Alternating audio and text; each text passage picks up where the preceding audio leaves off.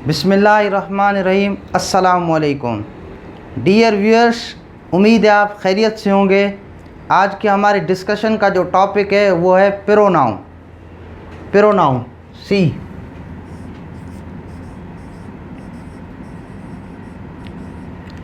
Pro means before. इसका मतलब होता है जो नाउन के बजाय आए, इंस्टेड ऑफ नाउन यूज आए। ये होता है सब्स्टिट्यूट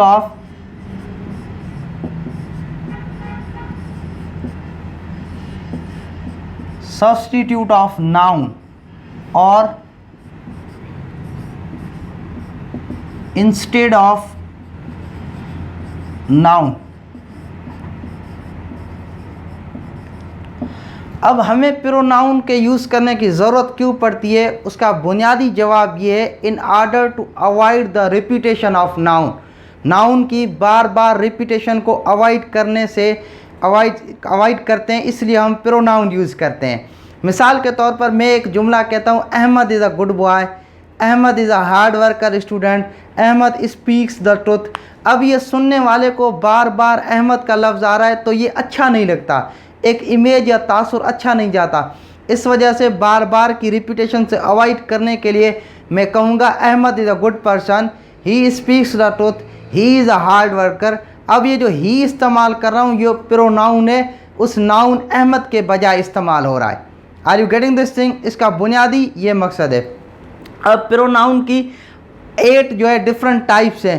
पर्सनल प्रोनाउन है, इंट्रोगेटिव प्रोनाउन है, इसी तरह डिमॉन्स्ट्रेटिव प्रोनाउन है, डिस्ट्रीब्यूटिव प्रोनाउन है, रिफ्लेक्सिव प्रोनाउन है, रेसिप्रोकल प्रोनाउन है। These are different types of pronouns, but today in our this lecture we will cover only first type of pronoun, that is personal pronoun. In detail आज personal pronoun पढ़ेंगे।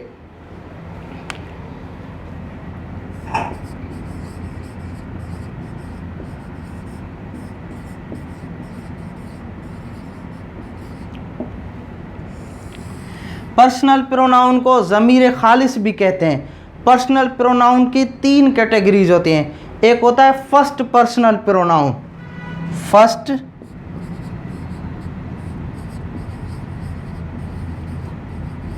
Personal pronoun.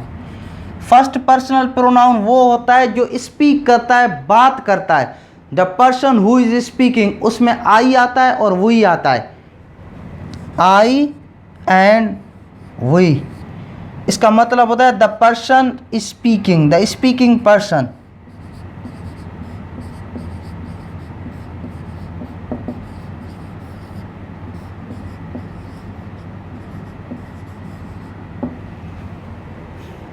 इसी तरह second personal pronoun के अंदर you आता है। You उस जिससे मुखातिब किया जाए, ज़मीर मुखातिब, जिससे खिताब किया जाए, जिससे बात की जाए। यू सिंगुलर भी होता है, यू प्लूरल भी होता है। यू सिंगुलर इस तरह होता है कि मिसाल के तौर पर मैं एक शख्स से बात कर रहा हूँ तो वो यू सिंगुलर होगा, लेकिन वहाँ मौजूद एक से ज़्यादा लोग हैं, मैं उनसे बात कर रहा हूँ तो वो क्या होगा? यू प्लूरल होगा। Second personal pronoun.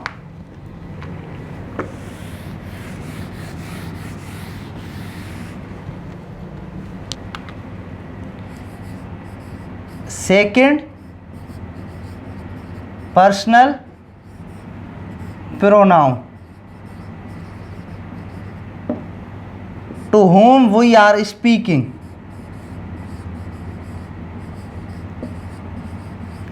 जिससे बात की जा रही है।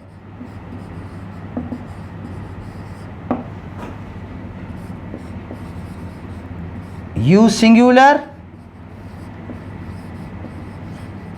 And you plural.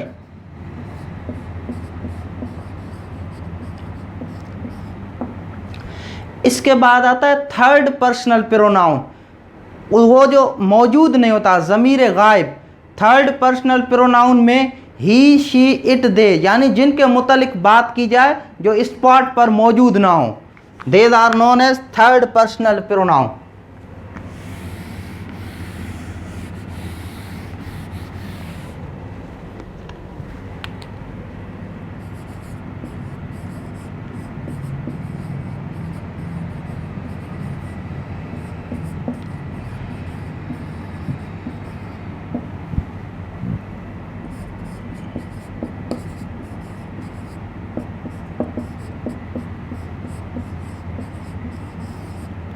Third personal pronoun about whom we are speaking.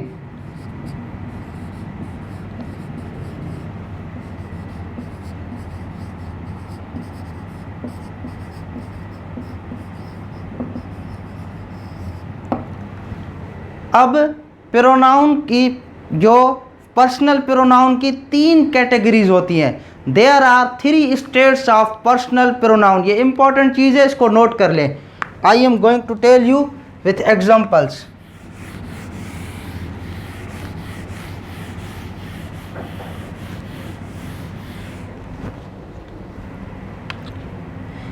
There are 3 states of personal pronoun. Personal pronoun की 3 हालतें होती हैं। एक होती है सब्जेक्टिव स्टेट और केस। दूसरा होता है ऑब्जेक्टिव स्टेट और केस।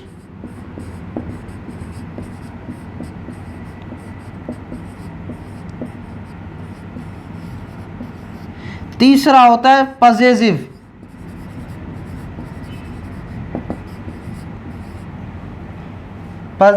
स्टेट और केस। अगेन पजेसिव के अंदर 2 इस्तेमाल होते हैं, subjective case and objective case.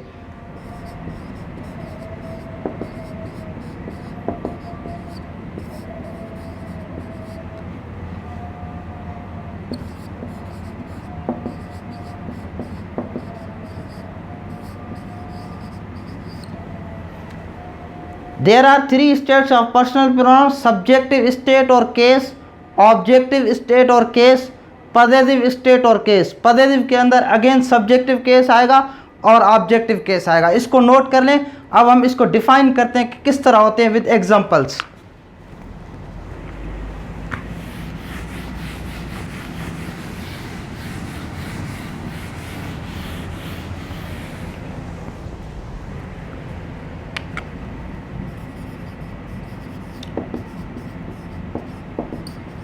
Subjective case, the case in which pronoun is used as a subject of sentence. The case in which pronoun is used as the subject of the sentence.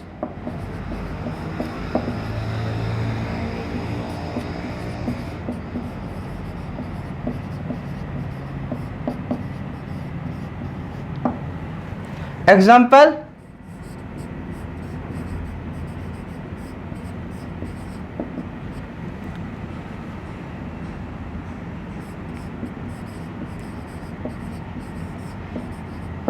Ahmed is a boy. He speaks the truth.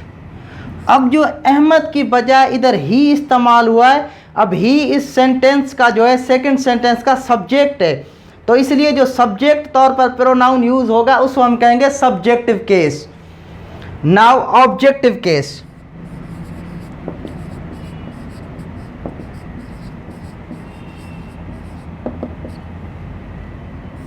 The case in which pronoun is used as an object of the sentence.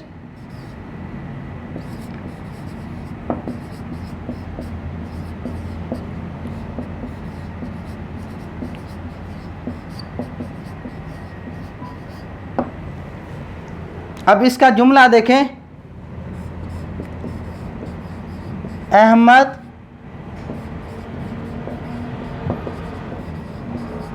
punished me अब ये जो मी इस्तेमाल हुआ है ये आई का objective case है, तो इसमें me as a pronoun use हुआ है, लेकिन कौन से केस में? ऑब्जेक्टिव केस के हिसाब से।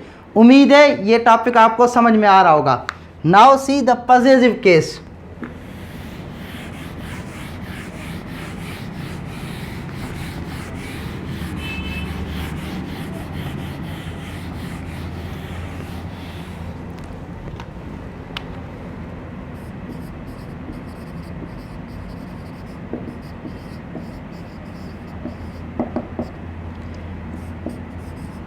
The case in which pronoun shows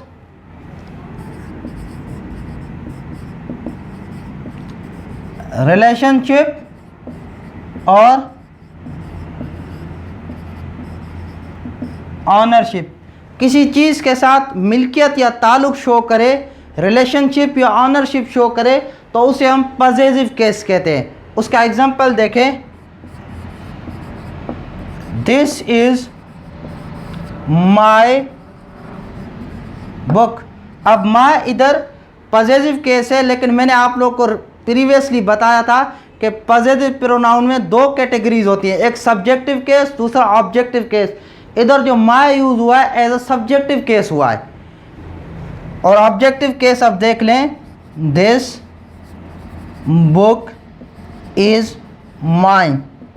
अब ये जो प्रोनाउन यूज हुआ है ये भी ऑनरशिप शो कर रहा है, लेकिन एज अ ऑब्जेक्टिव केस। तो ये चीज़ें आपको समझ में आ रही होंगी। अब हम इसका एक 4 कॉलम्स बनाएंगे, उसमें मैं आपको बताऊंगा कौन सा सब्जेक्टिव केस है, कौन सा ऑब्जेक्टिव केस है और कौन सा पॉसेसिव केस है, फिर पॉसेसिव केस के अंदर कौन सा सब्जेक्टिव और ऑब्जेक्टिव केस है। I am going to tell you.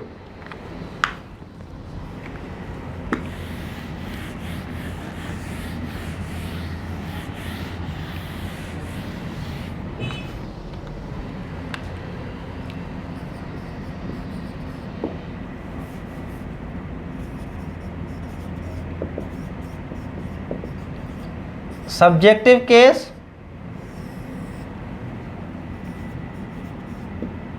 Objective case, possessive,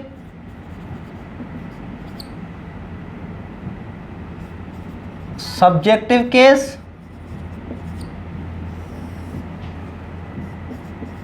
possessive, objective case. ये कॉलम आप लोगों को जहन में रखने हैं, इनको ये आपके जहन में होंगे तो यू विल नॉट वरी। अब आए, इसका ऑब्जेक्टिव केस क्या होता है? आए का होता है मी, पॉसेसिव केस होता है माय, और पॉसेसिव ऑब्जेक्टिव केस क्या होता है? माइन। इसी तरह वही होता है, उसका अस होगा अवर,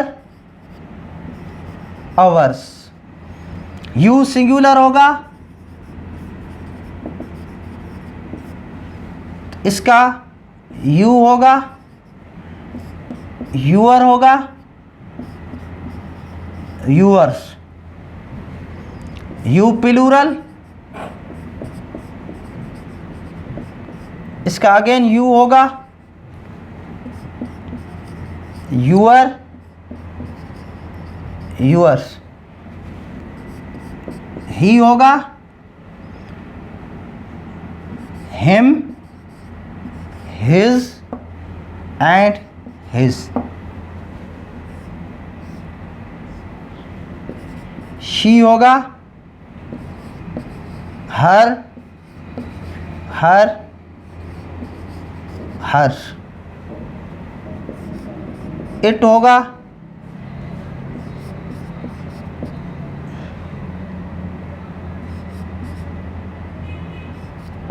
इधर इट्स होगा।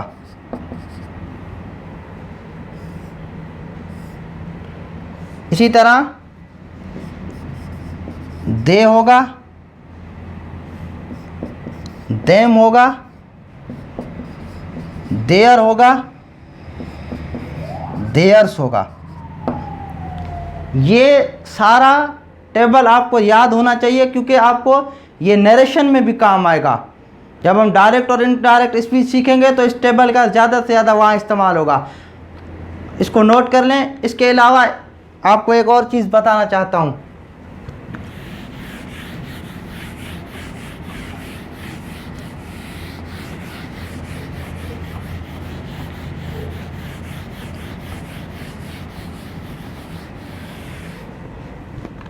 Never use apostrophe with objective case of possessive pronoun. Never use apostrophe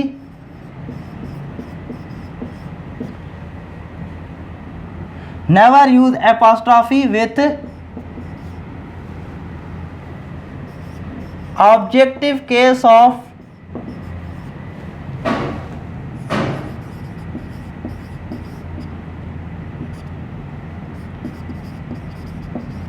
possessive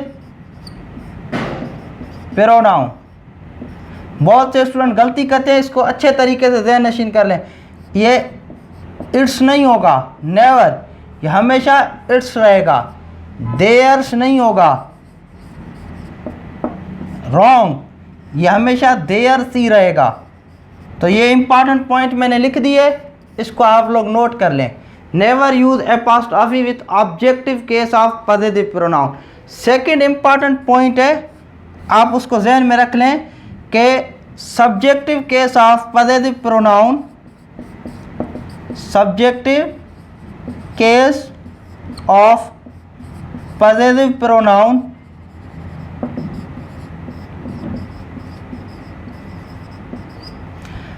subjective case of positive pronoun never stands alone. ये अकेला कभी भी नहीं आता, इसके साथ नाउन लगता है। Never stands alone, it always takes noun, it always takes noun. मैं आपको एग्जांपल देता हूं। मिसाल के तौर पर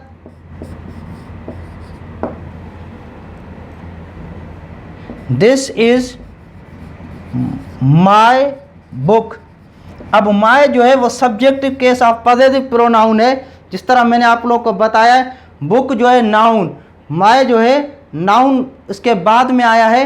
अब ये अकेला माई नहीं आ सकता, ये हमेशा अपने बाद एक नाउन ज़रूर लेगा। ये इंपॉर्टेंट पॉइंट है। सेकंड ये नोट कर लें। थर्ड इंपॉर्टेंट पॉइंट आपको नोट करनी है। I am going to write third important point.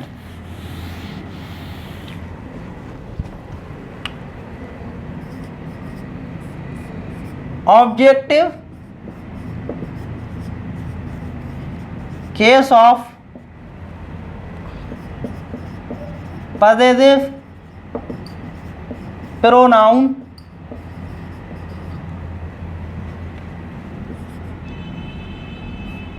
always stands alone, always stands alone। जबकि objective case of positive pronoun होता है वो हमेशा अलोन स्टैंड करता है। फॉर एग्जांपल,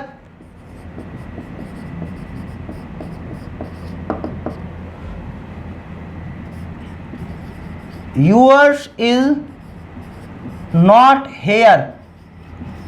अब इधर यूअर का मतलब होता है, अगर मैं फॉर सपोज कहूँ your umbrella is not here, तो उसको मैंने कहा यूअर्स, सॉरी यूअर्स। अब यूअर से इधर मैंने एपोस्ट्रॉफी भी नहीं लगाई, एपोस्ट्रॉफी कभी भी यूज़ नहीं करेंगे। Yours is not here, just ये मैंने objective case of positive pronoun use किया है। इसके बाद आपको कोई भी यहाँ पर नाउन नज़र नहीं आ रहा। तो ऑब्जेक्टिव केस हमेशा स्टैंड अलोन करता है। सब्जेक्टिव और ऑब्जेक्टिव इस तरह इधर अपोजिट यूज होंगे। अगर आप इनको नोटिस कर लेंगे इन तीनों इंपॉर्टेंट पॉइंट्स को, you will never make any kind of mistake. तो आज का हमारा टॉपिक इतना ही क्लियर हुआ। अगर आपको इसके बावजूद भी कोई क्यूरी वगैरह है, कोई क्वेश्चन पूछना है, तो आप कमेंट सेक्शन में पूछ सकते हैं। और अगर आपको मेरी वीडियो पसंद आई है तो इसको ज़रूर मेरे चैनल को सब्सक्राइब करें और ये वीडियो दूसरों के साथ शेयर करें ताकि ज़्यादा से ज़्यादा लोग इस चैनल से मुस्तफ़ीद हो सकें। Thank you.